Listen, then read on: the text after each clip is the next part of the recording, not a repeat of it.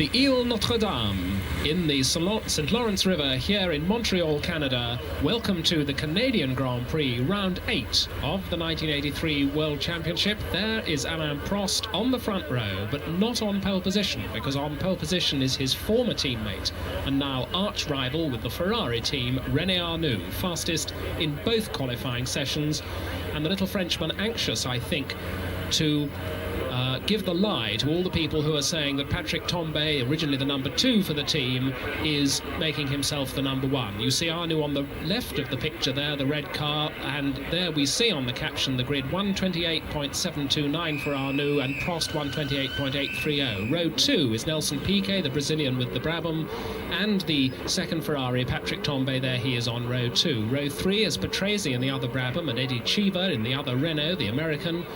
Row 4, Manfred Winkelhock with the all-German ATS BMW, and Andrea de Cesaris, an all-Italian setup with the Turbo Alpha. Keke Rosberg, once again the fastest non-turbocharged man with the Williams, Bruno Giacomelli with the Tolman, and Elio De Angelis with the Turbo Renault-powered Lotus. Then it's Derek Warwick in the other Tolman, Jacques Lafitte in the other Williams. Then we've got Marc Surer going well again in the Arrows, as is his newcomer teammate from Belgium, Thierry Boutsen, very quick once again in only his 3rd Grand Prix. Jean-Pierre Jarier with the Ligier, Michele Alboreto with the Tyrrell, Nigel Mansell in the other Lotus, and that's the non-turbocharged one, the green flag sending them out on their warm-up lap. Niki Lauda and John Watson, once again a very miserable time in practice, and they're right down there on the 10th row with the McLarens. And the field now getting away late because we've had a 45-minute delay here in Montreal due to a power cut. All the electricity went off on the Ile Notre Dame, and of course you can't run a motor race without electricity. The starting lights, all the communications, all the electronic timing gear went down. They've mended it, and we're now getting underway. This very picturesque circuit which runs round an island right here in the basin of the St. Lawrence River. A fast circuit, but a twisting one. Lots of corners, although lots of them are fast corners, and it's very much a circuit that favours the turbos. As you see, the turbos once again filling the front rows of the grid, and it's going to be very difficult for the quick non-turbo people like Keke Rosberg to be able to come through. John Watson, once again, there are the 2 McLarens. Watson in number 7, the second of those 2. Once again, very difficult to get the tyre temperatures up in practice. Shortage of grip, slow in qualifying, but they're hoping that the race setup of the McLarens, once again, we watch the 2 of them going through. There's number 8, Niki Lauda, behind him number 7, John Watson. Weaving is the green Tyrrell of Alboreto, and behind him Nigel Mansell, as they all try to warm their tyres up for this 70-lap race, 70 laps of a 2 3/4 mile circuit. That is the only Azella to qualify. That's Corrado Fabi at the back. There is the tight right-hand hairpin which leads the cars back onto the starting grid, and as they all line up we wait for the green light and then the red. Up in the right-hand corner of your screens, wait for the red, and from the red will come the green. All the field straggling out behind, all still coming up into position. And we've had full starts in the last 2 Grand Prix, in Belgium and in Detroit. Is it going to be a clean start this time? All the field now lining up. The Azella is there at the back. We should now get the red light. Everybody's engines running. And the light goes green, and they're away. And tremendous weaving from, that was Cheever in the middle of the pack, that yellow Renault with the ATS weaving with him, but all the field are cleanly away. A lot of chopping in the middle of the pack, but it's Arnoux out in front. Arnoux goes ahead from, that's Patrese, I think, coming through in one of the Brabhams. So it's Patrese who's made the better start of the 2 Brabhams, and he's come slotting through up into what looks like 2nd place. Alain Prost is there too, so the 3 turbo teams going well at the front. It's a straight turbo battle between Ferrari, Brabham and Renault. 26 cars streaming round. You saw a flash of red then, which was Arnoux in the lead as we watch Alboreto in the middle of that pack. That's Niki Lauda going well already with Nigel Mansell behind him. And a glimpse there of Keke Rosberg stuck in behind the yellow ATS. So Rosberg typically working hard coming up from the 5th row of the grid. As the field goes through, it's Arnoux, it is Patrese in 2nd place. Patrese very, very close to Arnoux there. Then a bit of a gap before we get Prost. Then it's Piquet, then it's Tombe, then it's Cheever, and then it's De Cesaris with Derek Warwick behind De Cesaris. Then the ATS and the first of the non-turbos, Keke Rosberg. René Arnoux then on this first of 70 laps. The red Ferrari leads the white Brabham with the Italian driver Patrese at the wheel, and still the Renault in 3rd place. A bit of a gap in front of Cheever, so it's 5 cars pulling away with Tombe at the back of the 5, and Eddie Cheever is 6th. Oh, and look at Rosberg coming up the inside. Rosberg steaming up the inside there to try and slot past the ATS of Winkelhock, but he didn't do it. So this is lap 2. That's Patrese. Now, can Patrese close on Arnoux, or can Arnoux make the break? Arnoux comes storming down into this right-hander. Patrese, Prost, Piquet, and Tombe in 5th place, and I think that Cheever in the other Renault is closing on that gap in 6th place. 6 turbos from the 3 fastest turbo teams in the first 6, and already a caller at the pits. That looks like one of the Ligiers, I think, and a tyre stop already for him.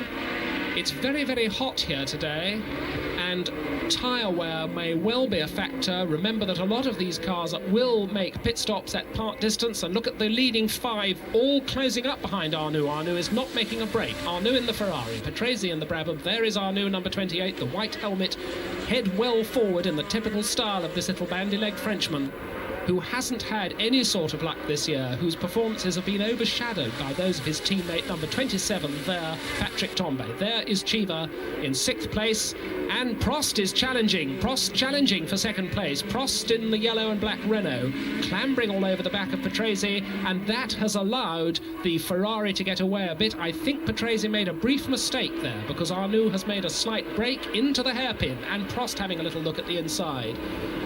Brabham, Renault and Brabham and Ferrari in that 4-car gaggle, all going for 2nd place behind the leader, René Arnoux. And now Prost is under pressure from Piquet for 3rd place. This is Prost, number 15. The Ferrari, the Brabham, the Renault, the Brabham, the Ferrari and the Renault. And it's De Cesaris in 7th place. It's still Derek Warwick in 8th. It's still the Winkelhock ATS 9th, and Keke Rosberg's down there in 10th place. So the reigning world champion currently lying 4th in the points, and that's De Angelis. De Angelis already in the pits with the turbocharged Renault. Look at the lines stuck down in the pit lane, all planned by the mechanics, expecting to do high-speed pit stops during the race for fresh tyres and more fuel. But De Angelis and the Lotus Renault already in the pits on lap 3. Arnoux then, bouncing across the curbs, still trying very, very hard in this early stage of the race, trying to make the break, but he's not managing to do so. Still, Patrese pursues, so does Prost and Piquet and Tombe and Cheever. That's Cheever at the back of that 5-car group, that 6-car group. And clearly the 3 top turbo teams in a class of their own here in Montreal. De Cesaris in 7th place in the Alpha, but a long gap. And you're not seeing him in the picture. You're seeing those first 6 cars, and no sign of the 7th place battle led by De Cesaris now from Derek Warwick and Winkelhock and Keke Rosberg. Brabham, Patrese, Renault, Prost. Patrese is 2nd, Prost is 3rd, and Arnoux still out in front in the red Ferrari. On the brakes, fling it into that right-hander, and Patrese is very much under pressure from the Renault now. Absolutely equal, the Brabhams and the Renaults, it seems. The Ferrari just pulling out a little bit. René Arnoux on superb form here, as he has been all weekend, fastest in both the qualifying sessions. And look how Prost closes up on Patrese under braking. The constant turns, that's the slow section of the circuit. Lots of faster corners here as well. Characteristic puff of flame from Patrese's exhaust. Most of these turbos tend to shoot flames from their exhausts as the drivers come off the power, and unburnt fuel goes into the hot turbocharged exhaust system. past the waterfront. Huge crowd here, huge shirt-sleeved summer crowd. And Cheever hanging on there in 6th place, and no sign of the rest. Now Prost having a little look on the inside under the bridge, but there's no room for him. Piquet has dropped back a little bit in 4th place. Perhaps Piquet's waiting to see whether Prost and Patrese are going to tangle. Tombe not quite in touch with Piquet, and Cheever keeping a watching brief at the back. Lap 4, past the pits, where Elio De Angelis has stayed with the Lotus Renault. We understand that it's a throttle cable problem, we've been told from the pits. So Elio De Angelis already out in the Lotus Renault Turbo. Arnoux on his way. Patrese, Prost and Piquet, the 3 Ps. There they all are, the trio. Brabham, Renault, Brabham. And absolutely nothing in it. This early in the race, they're all very, very close indeed, and this is turning into a splendid Grand Prix.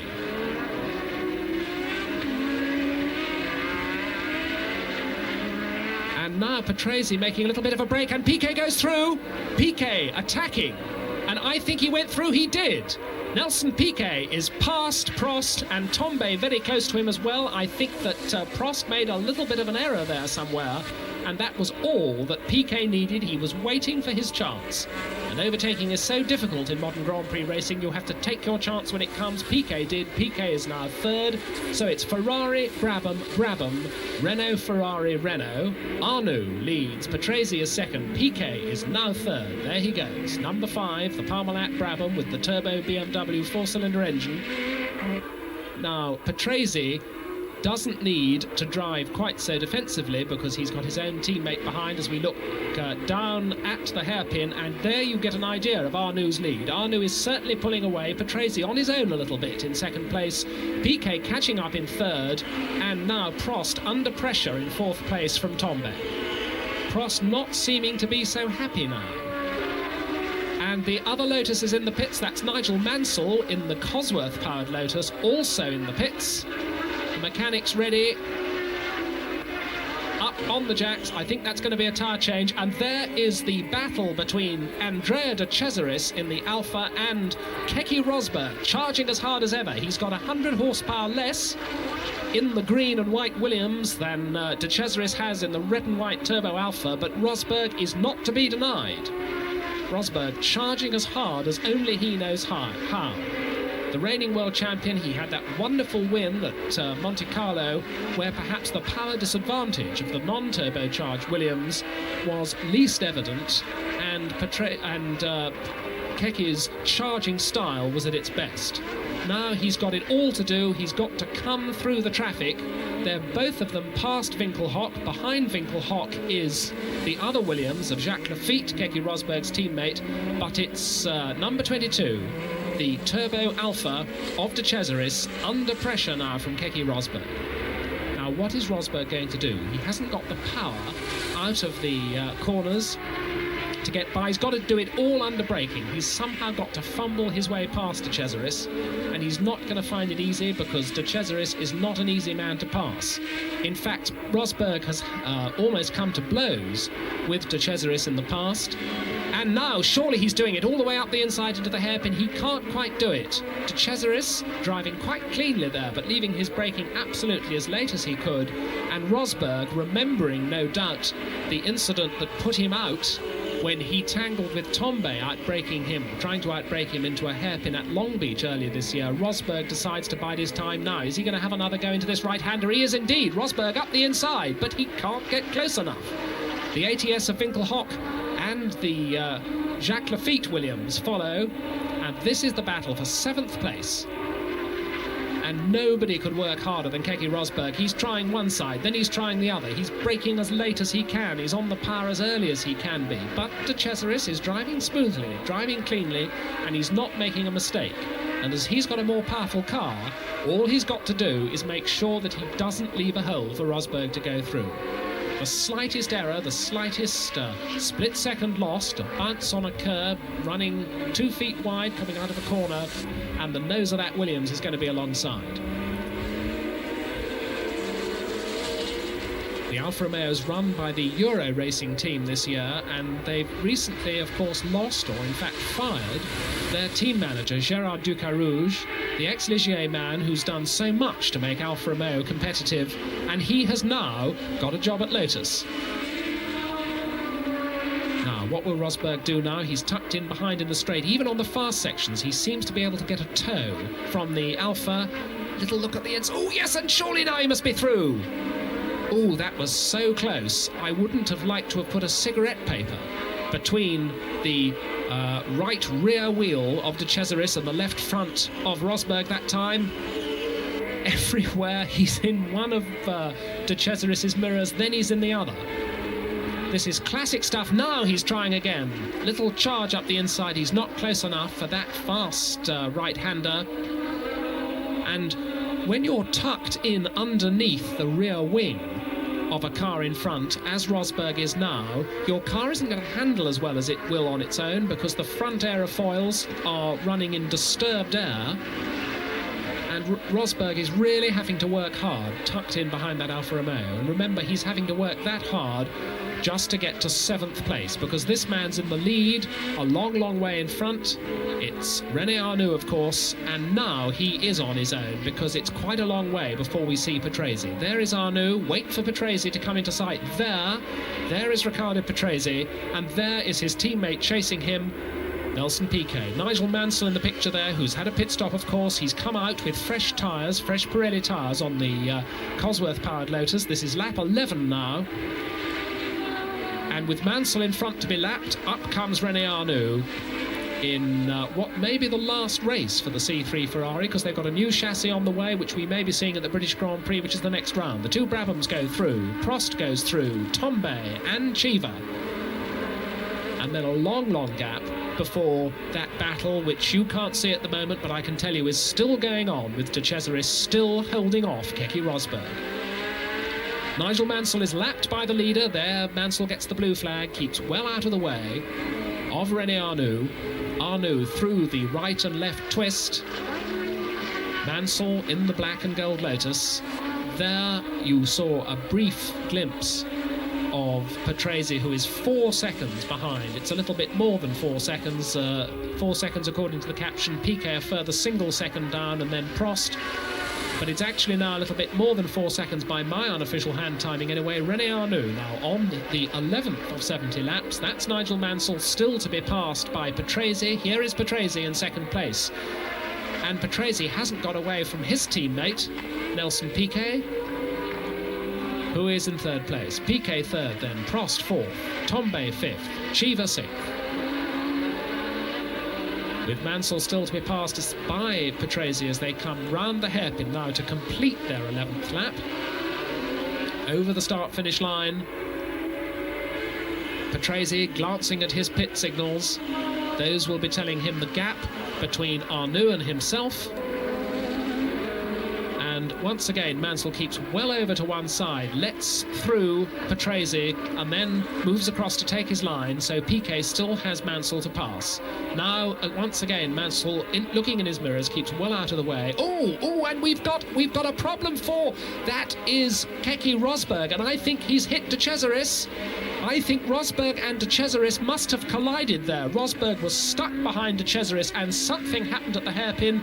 We didn't see it, but in fact, we're going to see it now. Rosberg coming up the inside on the brakes, and this time he's right alongside him, and the rear right wheel clouts the left front of the Williams. Now, has that done any damage? It certainly slowed him right down, because you saw Rosberg just juddering away from the hairpin, having come almost to a complete halt, and that has dropped both De Cesaris and Keke Rosberg down a couple of places according to our lap charts. We'll check that for you in a minute. So all of that hard work that Rosberg has been doing, if his car hasn't been damaged, and it may well have been. Oh, and that's Tombe going through. Tombe past Prost. Tombe passes Prost for 4th place. Prost is demoted to 5th with his teammate behind him, Chiva, 6th. So it's now Ferrari, Brabham, Ferrari, Renault. Patrick Tambay ahead of Alain Prost, who I don't think is particularly happy. We're going to see it again. It's a classic overtaking manoeuvre. He pulls across out of the slipstream and blasts past as they come all the way down into the hairpin, gets through on the brief left-hander before the hairpin. So the car carrying number 27, which of course is Gilles Villeneuve's old number, and he must be carrying, Patrick Tambay must be carrying so much support here from the Canadian crowd here at the track that is now called the Circuit Gilles Villeneuve, in the memory of Canada's greatest ever racing driver who died so tragically in Belgium last year.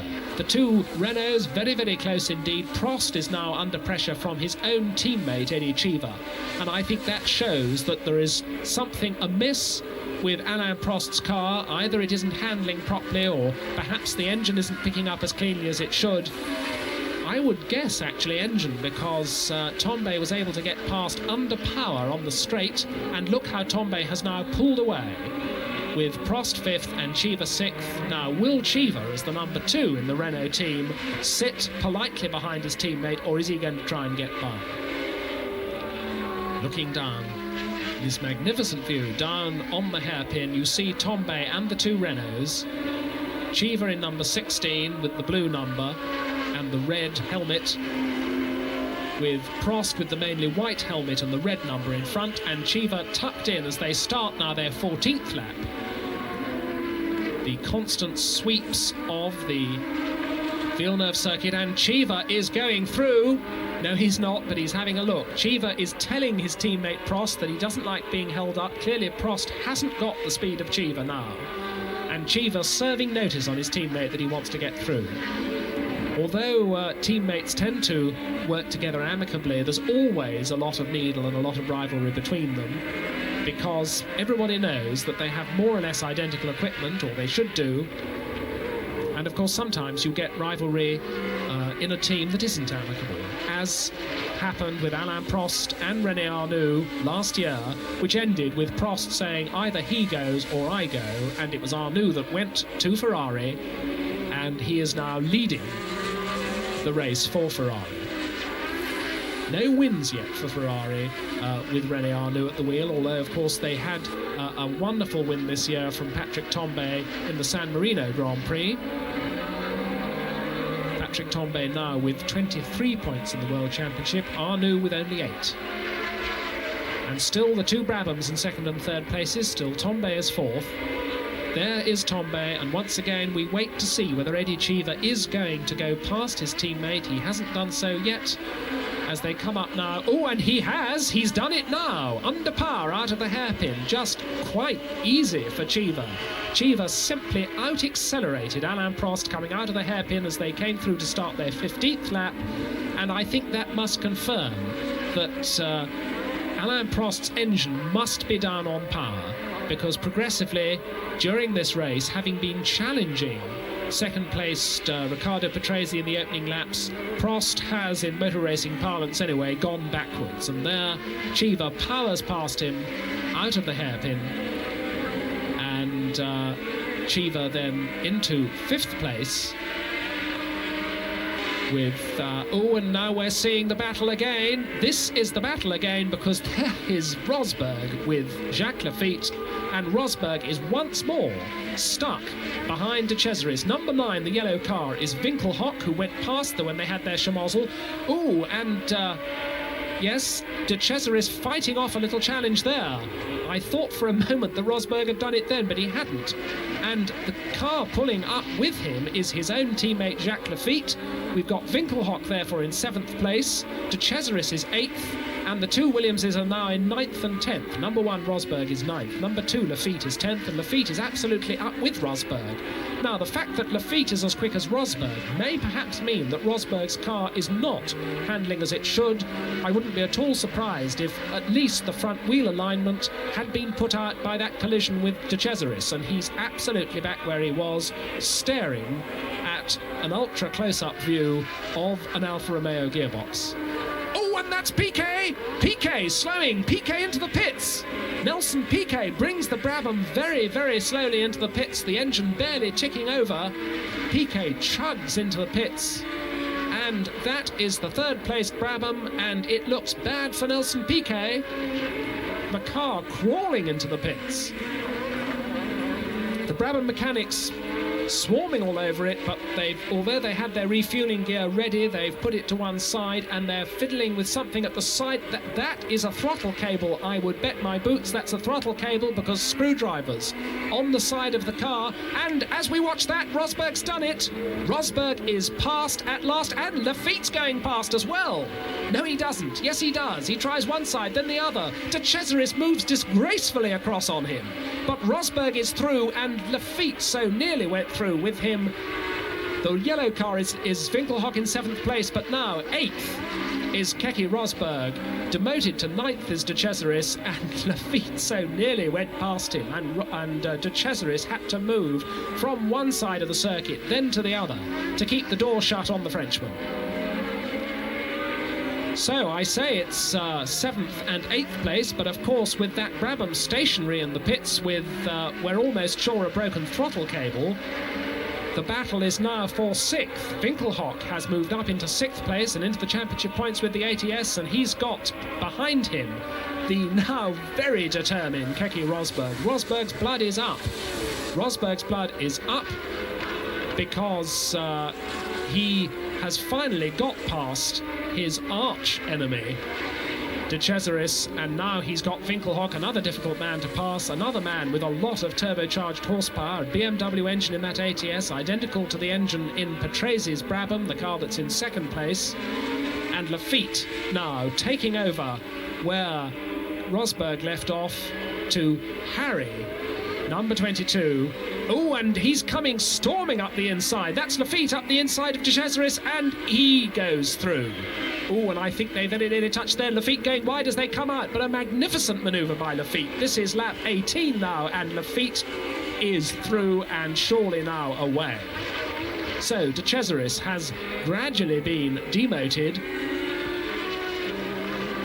6th, 7th, 8th and 9th this group, and watch how Lafitte struggles not to run wide as they come out of the corner. He just squeezes through. He's got full opposite lock on now as the Williams slides to one side, but he kept it all together. A beautiful piece of driving by little Jacques Lafitte, who rejoined the Williams team this year. He started his Grand Prix career with Williams, and that's Danny Sullivan in the pits with the Tyrrell.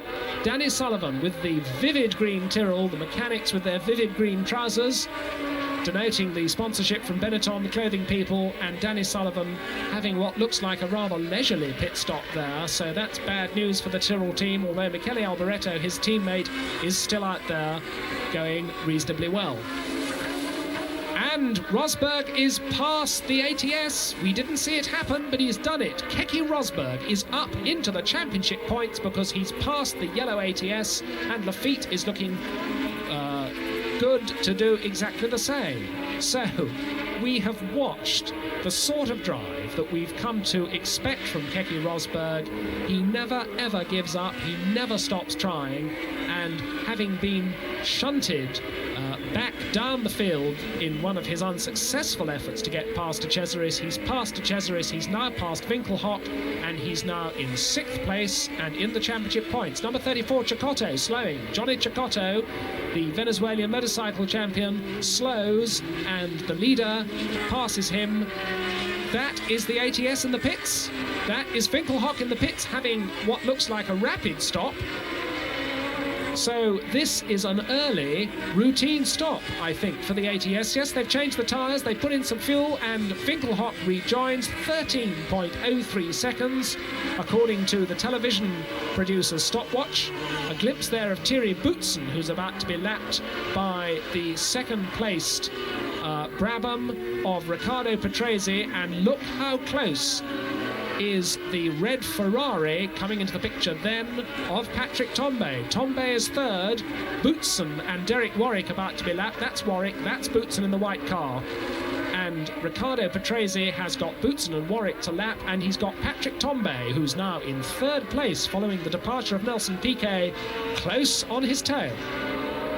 So while René Arnoux leads the race on lap 28, Boutsen is lapped there by Patrese. So Thierry Boutsen, the young Belgian, once again going extremely well in only his third Grand Prix, is about now to be lapped by Patrick Tambay, and Tambay won't want to waste any time getting past the arrows because he has got in his sights the second place Brabham.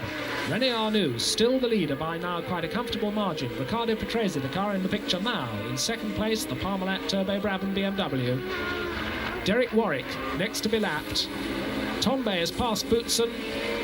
Cheever coming up behind, and Cheever isn't very far behind, so the cars in second, third and fourth places are still extremely close.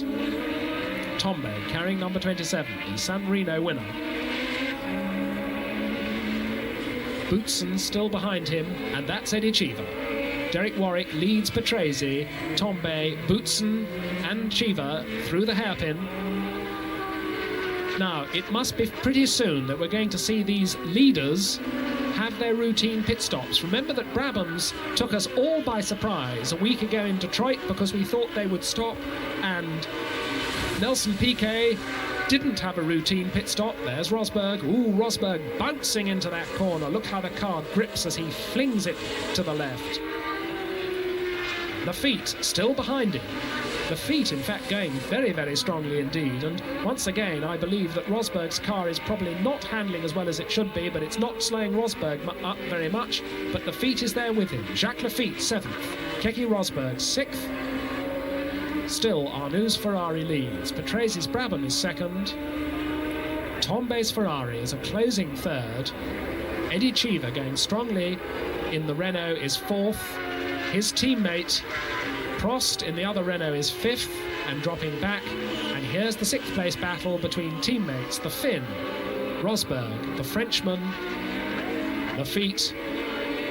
That was a glimpse there of, that must have been Mauro Baldi's Alfa. That's De Cesaris's teammate. Now that's the next Alfa Romeo that Rosberg's got to pass, and I hope he doesn't have any trouble with him. As in the hairpin we see René Arnoux. Now, these Ferraris, I think, will almost certainly stop. Oh, yes, Arnoux pointing. Arnoux gesticulating at the pits there, and that may well mean that he wants to make his pit stop as soon as possible because his tyres are starting to get very marginal. De Cesaris now about to be lapped. Arnoux closing on De Cesaris to lap him, and that signal that the leader René Arnoux gave to his pit there surely means that his tyres are wearing and he wants to come in. Farby and Warwick there, Cheever, Tambay, and that's Cheever. Is that Cheever ahead of Tambay? That is Eddie Cheever in front of Tambay. Eddie Cheever has passed Patrick Tambay. Now, this is interesting because Tambay has suddenly lost a bit of pace, and I was speculating about René Arnoux' tyre wear. I know that the Ferraris are running quite a soft tyre compound. They've gambled on running the softest tyre compound that they think will get them through half distance. That's Derek Warwick now, about to be lapped by Eddie Cheever. And the Ferraris are faltering slightly. They certainly will be very anxious to make their pit stop soon. That is Farby coming into the pits with the Azella. But I think that both of the Ferraris must want to stop pretty soon. Now, is Riccardo Patrese going to stop, or is he going to go the full distance? Cheever is absolutely flying because they're lapping Danny Sullivan, or trying to, being held up by Danny Sullivan is Riccardo Patrese. Danny Sullivan in the green Tyrrell briefly holding up Riccardo Patrese, and as Patrese passes Sullivan now, into sight flashes the yellow nose of Eddie Cheever, who is driving like a man possessed. René Arnoux still the leader. Watson and De Cesaris there dicing away. John Watson has now passed De Cesaris, so we're seeing another drive up the field from John Watson. Watson, De Cesaris, both a lap behind the leader. Watson in number 7, the first of the red and white cars. The identically coloured car behind it is an Alfa Romeo, that's De Cesaris, and De Cesaris does keep out of the way as Patrese goes through and Danny Sullivan goes through, which must have surprised De Cesaris a little bit and not pleased him one little bit at all. So, through that complex, at the front of it is the Brabham, at the back of it is Eddie Cheever, and Cheever wants to get closer to that Brabham, and I think Eddie Cheever is absolutely flying. Riccardo Patrese in second place. We don't know whether he's going to make a pit stop for fuel and tyres, but we think he will. Mansell goes through. Watson. That's Patrese in second place. And we're waiting for pit stops for the Ferraris. John Watson about to be lapped still by Riccardo Patrese in second place. Mansell keeps out of Watson's way. Watson goes by Mansell, and there is Danny Sullivan with Cheever behind him. Cheever goes past Danny Sullivan. This bit of the race must be a lap charter's nightmare because all of those cars are on 3 different laps. Sullivan is well behind everybody, so is Mansell. He's had some pit stops. And Watson is still sitting in front of Riccardo Patrese, although they are on different laps. Now Watson keeps well out of the way, and that is a stop for one of the Alphas. That must be De Cesaris. That's De Cesaris in the pits. And he'd already started to slip back because Watson has gone by him, and it's quite a good stop. In fact, they stopped the clock early. It wasn't as quick as that, but that is Alain Prost now in the pits. So all the routine pit stops are coming thick and fast. That's Prost out and away, and now Patrese has passed John Watson, and Cheever is still behind him. That's the battle for second place there, with John Watson a lap behind in the middle of it, and Danny Sullivan just behind it, and he must be a couple of laps adrift. The delightfully shaped and that's Jacques Lafitte in now. So the Williams are having their pits. I was just having their pit stops. Watch the clock. I was just saying the delightfully shaped Brabham. We always say that, one of the prettiest cars, but this is the Williams in the pits of Jacques Lafitte. And it's a quick one. Off the jacks at 12 seconds, and he's away at 13 and a half. 13 and a half seconds to change 4 tyres and to put in 25 gallons of fuel. And now Cheever has clear track between himself and Riccardo Patrese in this second place battle. And there's the leader in the pits at last. René Arnoux is in the pits. We haven't got the clock on that one. We didn't see him come in, but he's out. Now, I think that means he's going to come out again without losing the lead. No, there's the Brabham through. The Brabham is through, and Cheever must be through. So there is our new leader, Riccardo Patrese. He hasn't made a pit stop. Is he bluffing us all, as he did at Detroit a week ago? And is he going to go, or he didn't, but the Brabham team did, because Nelson Piquet went the whole distance last time without a refueling stop until a puncture forced him into the pits. This is Patrick Tambay now, and we're on lap 36, and we're at that most confusing part of the race when all the refueling stops are happening. Tambay hasn't had his stop yet, and we've now sorted out the order because Arnoux is behind Tambay. There he is. So Patrese is the leader in the Brabham. He hasn't stopped. Cheever is just behind him in second place in the Renault. He hasn't stopped. Tambay is third in the Ferrari, and he hasn't stopped. This man is fourth, and he has stopped. So if all 3 cars in front of him stop, he is looking very, very good indeed. A nice, smooth, quick pit stop for René Arnoux. His fresh tyres are still probably a bit cool, so he'll be taking it a little bit easy until his racing slick tyres warm up, but he must be very happy to be back on fresh rubber. And Tambay in front of him still has to stop. Number 27, Tambay, is third. Number 28, Arnoux, is fourth with his pit stop under his belt. Oh, and that's Cheever. Cheever is in. So the second place car is in the pits. And the watches go, oh, and that's a good one as well. Off the jacks at about 11 seconds and away, 14.18 seconds, less than 14.2. And Tambay now must therefore be second. And there's Rosberg in. Keke Rosberg in. It was in Brazil that Rosberg had that disastrous pit stop when his car briefly caught fire. He got out of the car with his moustache singed. Then they put the fire out. He got back in, restarted, and carved his way back up from 9th to second place, only to be disqualified for a push start in the pits. But that's 14.04 seconds, a very good pit stop from the Williams crew. And Tambay still has to stop. There he is. And there is Patrese. He is coming in. The leader is in the pits. Riccardo Patrese is in the pits. Now this is the most important pit stop of all, because this is the leader in, and it's Brabham who really reinvented the pit stop. Oh, and the back wheel's done in about 7.5 seconds. This is a fast one. 11.08 seconds to change 4 tyres and to put in 25 gallons of fuel under pressure. But that means that the Ferraris are now first and second. Patrick Tambay is leading but hasn't yet stopped.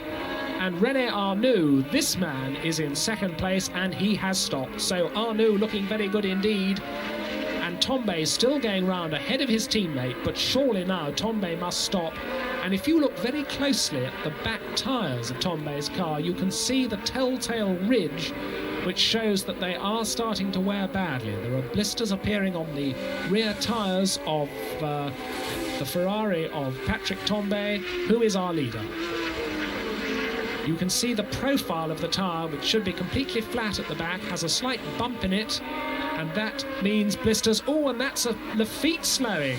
Jacques Lafitte slowing, if you can see it under the caption. Jacques Lafitte slows.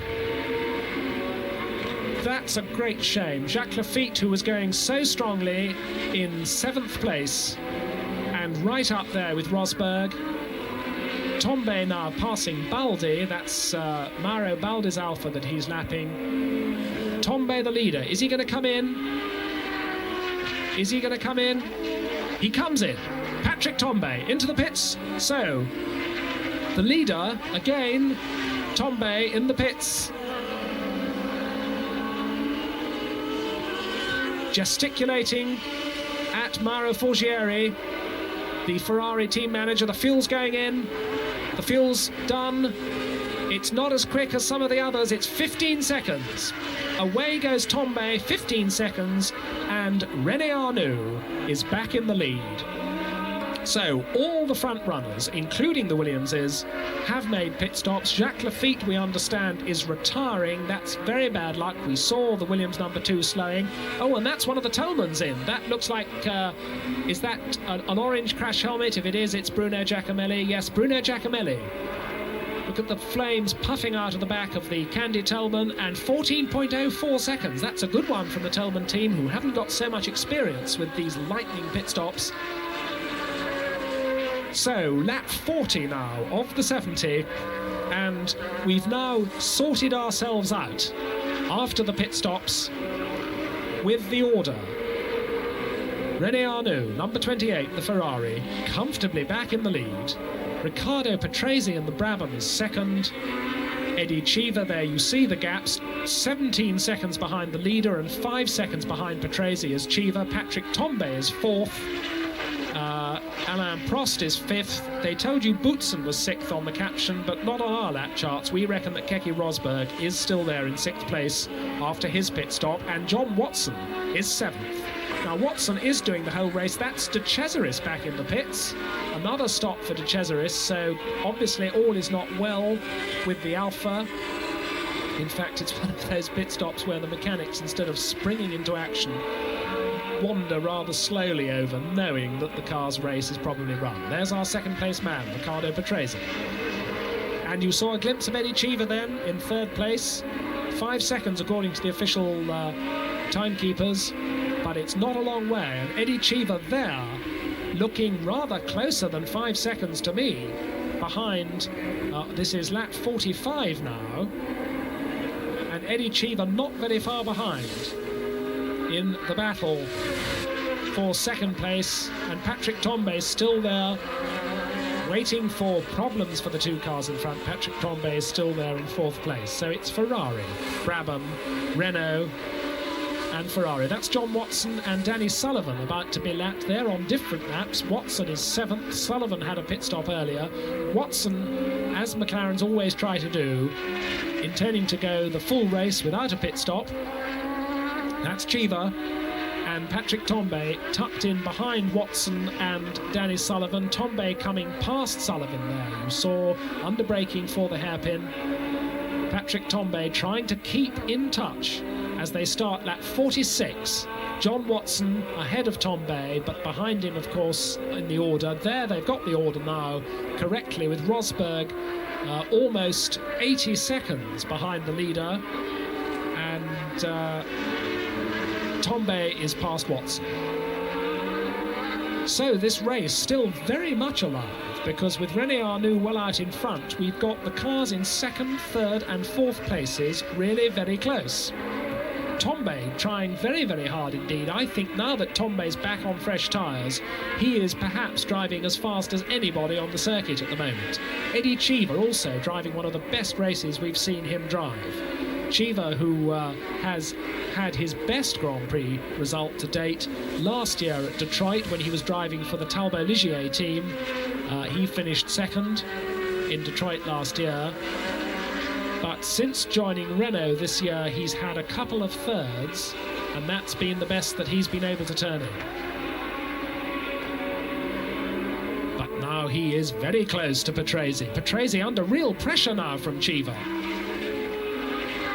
Eddie Cheever right up to Patrese, and Tambay not very far behind. We're going to get a three-car battle for second place this late in the race. It's lap 46, coming up to the end of lap 46.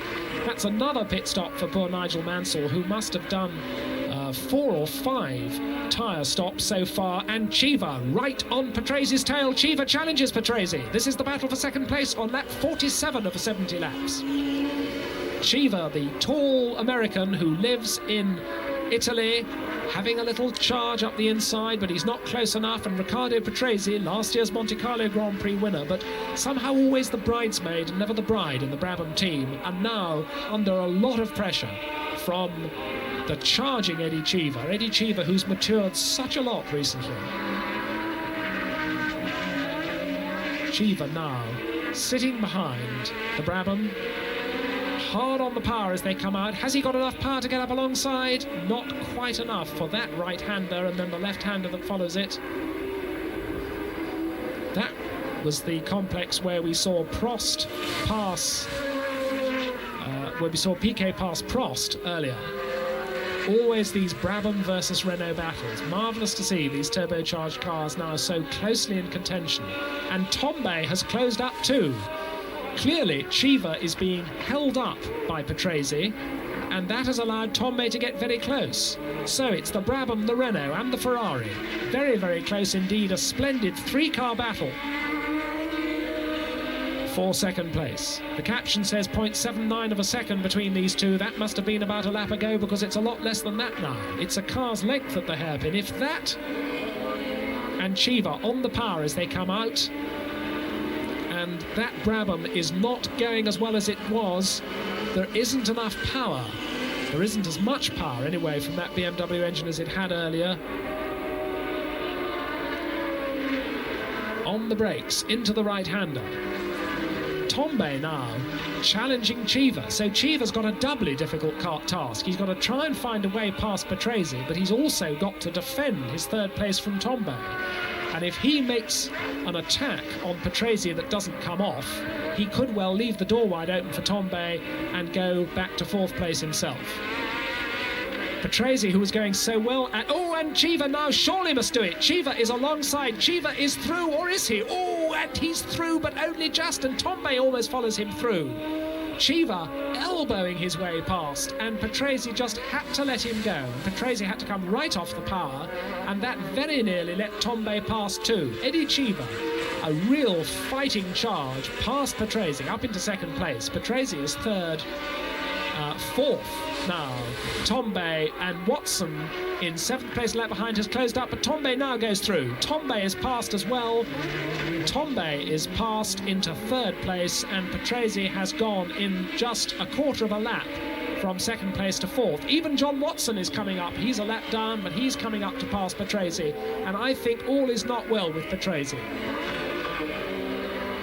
Certainly something is amiss with Patrese's car. It is not as competitive. Oh, and it's absolutely faltering out of the hairpin. And Watson goes straight by, so goodness me, does Danny Sullivan. Yes, Patrese is in bad trouble. Watson has gone by, Danny Sullivan's gone by. I wonder perhaps if he's a gear short. Perhaps he was trying to come out of that hairpin in second gear where he would normally use bottom, because the car just didn't seem to accelerate out of the hairpin at all. That's Derek Warwick. Derek Warwick, once again, we see the sad sight of a Toleman with plumes of smoke coming out of the back of the car.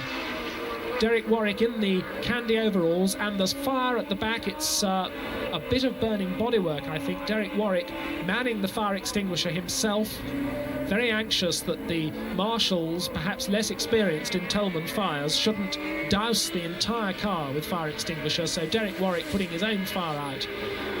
As we look now at the unhappy Riccardo Patrese, demoted now to 4th place, but the car here seems to be going quite well. It's going quite well, but it's still got Alain Prost very close to it. He's about to lose 4th place now. Alain Prost is through. It's certainly not going quite well. It seems to go well in some parts of the circuit and not others, and that perhaps lends a bit of credence to our theory here in the commentary point that it's a gear selecting problem. He's either missing gears or there's a gear missing in his gearbox, because now he's down to 5th and Alain Prost is up to 4th. And we see the leader once again, René Arnoux, lap 54 of the 70, and there he is. Oh, that's Prost in the pits. That is Alain Prost. So Alain Prost making a second pit stop. So we've just seen Prost go by Patrese into 4th place, but Prost has now come in for more tyres. He's also getting some more fuel. So fuel and tyres for the second time for Alain Prost, who goes out of the pits. It didn't look a particularly quick pit stop to us, and there is Keke Rosberg now. So that has been good news for Rosberg, because Rosberg has now moved up into 4th place, profiting by Patrese's problems and by Prost's second pit stop. Keke Rosberg, all that hard work after championship points, looks as though it may well bear some fruit, because with 12 laps of the 70 left to run, Rosberg is in 4th place, and that's going to mean 3 hard-won championship points if he can keep going. In front of him is one of his former rivals. Oh, and that's the Brabham coming in. Whatever Patrese's problem is, he is now in the pits, and that looks like the end of Brabham's day. We had a broken throttle cable earlier for Nelson Piquet. We've now got out of the car Riccardo Patrese, out of the car and out of the race. So that means the order now: Arnoux, the leader in the Ferrari, Cheever in 2nd place, Tombe in 3rd place with the other Ferrari, Rosberg is now 4th, Prost still there in 5th place after his pit stop, and this has become the battle for 6th place. It's John Watson and it's Thierry Boutsen. The young Belgian, in only his 3rd Grand Prix, is up with John Watson, and he's challenging him. John Watson is 6th. He's come all the way from the 10th row of the grid, I believe it was, after another disastrous practice. Once again, we've seen Watson carve his way up the field into the points, but there's only 1 point for 6th place, and Watson looks as though he may well lose that 6th place, because Thierry Boutsen in the arrows, number 30. The young Belgian, in only his 3rd Grand Prix, is on John Watson's tail and charging down into the hairpin. Watson moves across to the right of the road to keep the door shut. Boutsen tucked in, hanging the tail out as they come out over the start-finish line to start lap 64. And Boutsen is not dropping back. Boutsen tucked into the slipstream and staying all the way through the sweeps that follow the start-finish straight. Now, is he close enough to challenge? He is. He comes all the way up the inside. Oh, and that's too close. They collide. Boutsen's front nose flipper flies in the air, and Boutsen has to fall back. He's lost the front left-hand aerofoil on the front of his car, and that won't do the handling any good at all. John Watson's rear tyre, we see it again.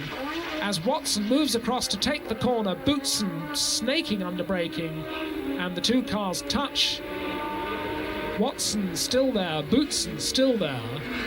No great damage apparently done to either car, but that must mean that Boutsen's car, which won't have been handling particularly well in the turbulent air behind the McLaren anyway, Boutsen's car must now not be handling particularly well, with half the aerofoil section on the front that helps to keep the nose down now missing. Boutsen, a recent recruit to the Arrows team, the young Belgian former Formula 2 driver. As we watch René Arnoux, the Frenchman, this is now lap 69, and it's all gone absolutely right for René Arnoux. Fastest in both qualifying sessions, leading the race from pole position, losing the lead only when he came in for that very smooth pit stop. As soon as the men in front of him did their stops, back he went into the lead, and that's where he stayed. For the penultimate time, then, into the hairpin goes René Arnoux to start his last lap. Already the crowd starting to applaud. And obviously a Ferrari victory, with memories of Gilles Villeneuve. A Ferrari victory will be very popular here. René Arnoux was a close friend of Villeneuve's. They perhaps would have liked to have seen Patrick Tambay with number 27 win the race, but number 28 it is René Arnoux. On his way, Ferrari's first and third on this final 70th lap, with Eddie Cheever still going strongly in second place in the Renault. Past the abandoned Ligier by the side of the road for the last time. Arnoux, always with this crouching position in the cockpit, head well down. You can always tell a driver's profile in the cockpit. They're all distinctive, and Arnoux always drives with his chin tucked determinedly down in his chest. And that Ferrari still looking as clean and as whole as it did when it started. Not a streak of oil anywhere. A car that's done all the leading in this race. And this will be René Arnoux' first win, of course, for Ferrari. He's got 5 Grand Prix wins under his belt so far, all of them with Renault, with whom he spent so much of his Grand Prix career. 70 Grand Prix. This is his 71st and his first Ferrari win. Now lives in Italy, which is the right place for any Ferrari driver to be. Through the hairpin for the final time. The checkered flag is ready, and this is going to be the end of a perfect weekend for René Arnoux. Away for the mechanics, and René Arnoux crosses the finish line to win the 1983 Canadian Grand Prix for Ferrari. A superb virtual flag-to-flag win. As we wait now for the second man home, which is going to be Eddie Cheever. There he is, Eddie Cheever. Another magnificent race for him. His joint best position, the second place of his career, and certainly his best drive since he joined Renault to replace René Arnoux at the beginning of this year. Down into the hairpin, it's Winkelhock's ATS in front of him. Winkelhock a long way down now, all not well with that car, I think, but all very well with Eddie Cheever as Cheever comes up to cross the finish line now. Cheever takes second place, and here is number 27, the old Villeneuve number, with Patrick Tambay at the wheel, and Tambay makes it a Ferrari 1-3 to take a splendid third place, and that's going to be good for his championship positions. That's going to move him, I think, into joint second place in the championship. René Arnoux then, waving to the crowd, the visor up, and there's Keke Rosberg. What a race again from Rosberg, who's worked so very, very hard for that 4th place and 3 hard-earned championship points. Oh, and that's Winkelhock's car. Winkelhock's car was indeed very sick. His BMW turbo has blown on the slowing down lap. Winkelhock just made it to the finish line, and Arnoux brings his car in. Arnoux then the winner for Ferrari, Cheever second for Renault, Patrick Tambay third for Ferrari, Keke Rosberg 4th for Williams, Alain Prost the other Renault 5th, and John Watson takes that 6th place despite the challenge from Boutsen, scoring a point for himself and McLaren. And in the World Championship, Prost still leads. That's the Gilles Villeneuve trophy being handed to René Arnoux. Prost still the leader. Piquet and Tambay are joint second, 3 points behind, and Rosberg is 4th, only a further 2 points behind. Now the champagne is sprayed on the winner's rostrum. Tambay doing plenty of spraying on the right, and we look ahead 5 weeks. Quite a gap in the middle of the season. 5 weeks hence, the British Grand Prix at Silverstone will be there. Join us.